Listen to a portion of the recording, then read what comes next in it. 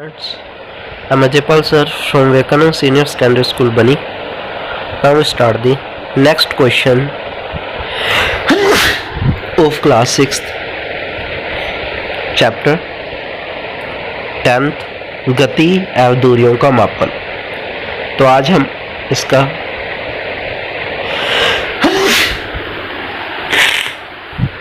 Question number 3 discussion करने जा रहे हैं। पग अथवा कदम का उपयोग लंबाई के मानक मात्रक के रूप में क्यों नहीं किया जाता?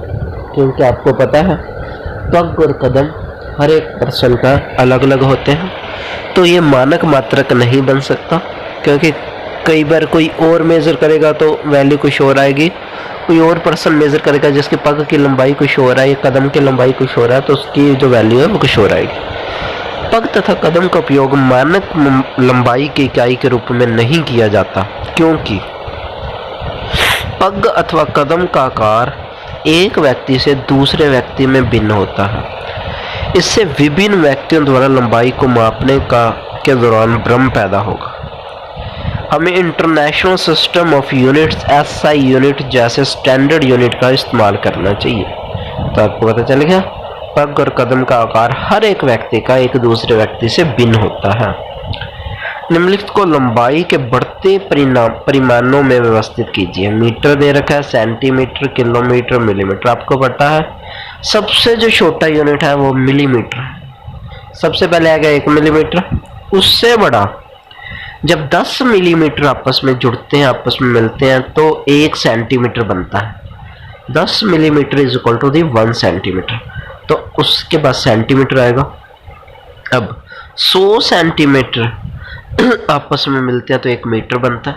ओके, तो यहाँ पे मीटर आ जाएगा। और 1000 मीटर आपस में मिलते हैं तो 1 किलोमीटर बनता है, तो वो किलोमीटर आ जाएगा। किसी व्यक्ति की लंबाई 1.65 मीटर है, इसे सेंटीमीटर तथा मिलीमीटर में व्यक्त कीजिए। आपने चेंज करना है सेंटीमीटर और मिलीमीटर में। देखो हम जानते हैं 1 मीटर के अंदर 100 सेंटीमीटर और 1 मीटर के अंदर 1000 मिलीमीटर होते हैं। ओके, तो आप क्या करोगे, सिंपल है, 1.65 मीटर को 100 सेंटीमीटर से मल्टीप्लाई कर दोगे।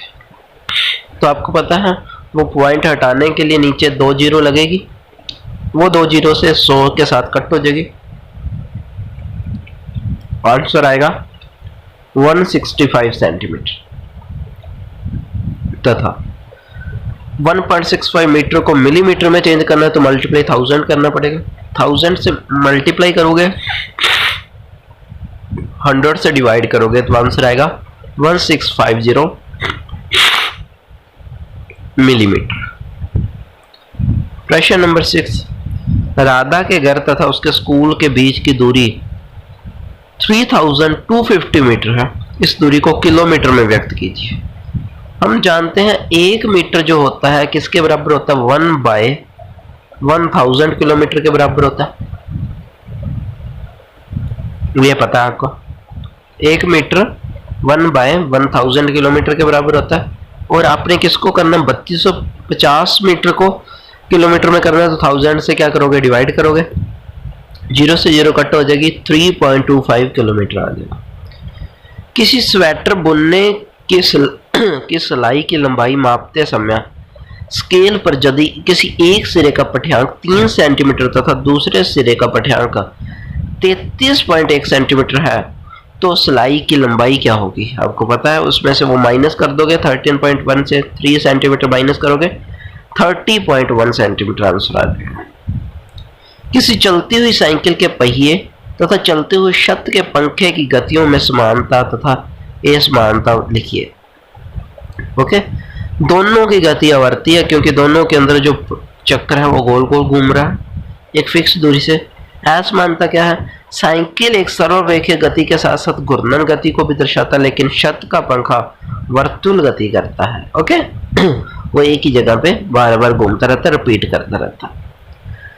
आप दूरी मापने के लिए किसी लचीले फीते का उपयोग क्यों नहीं करते? यदि आप किसी दूरी को लचीले फीते से मापें तो आपके माप को किसी अन्य को बताने में आपको जो समस्याएं आएंगी उनमें से कुछ समस्याएं लिखिए। ओके, लचीला फीता फैलने योग्य होगा, फैल जाएगा, इसलिए यह अलग अलग लंबाई के लिए समान माप दिखाएगा।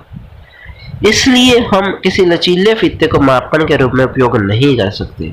दूरी को मापने के दौरान हमें यह भी बताने की जरूरत होती है कि कितना टेप खींचा गया है, अतः यह हमें गलत माप की ओर ले जाता है। आवर्ती गति के दो उदाहरण, पृथ्वी का घूमना, सरल लोलक, गिटार का कंपन तार आदि। लोलक पता है ना, वो जो घड़ी के नीचे पेंडुलम लगा होता है, उसको लोलक बोलते हैं। ओके, तो ये आपके क्वेश्चन कंप्लीट हो चुके हैं। 10 क्वेश्चन कंप्लीट हो गए आज। कल आपका इस चैप्टर का टेस्ट होगा। आपने क्या करना है, इस चैप्टर के सारे क्वेश्चन रिटर्न के अंदर फेयर नोटबुक में करने हैं, और अगर किसी स्टूडेंट की नोटबुक कंप्लीट हो जाती है तो वो स्कूल जाकर अपनी नोटबुक भी चेक करवा सकता है। अपने पिछले वाले 10 चैप्टर, आज से लेकर पीछे तक हमने 10 चैप्टर कंप्लीट कर लिए, और 10 के 10 के एनसीईआरटी क्वेश्चंस आपकी नोटबुक पे लिखे होने चाहिए। जब भी स्कूल लगेंगे आपकी नोटबुक चेक की जाएगी। तो I hope you understand. Take care, stay home, stay safe, bye.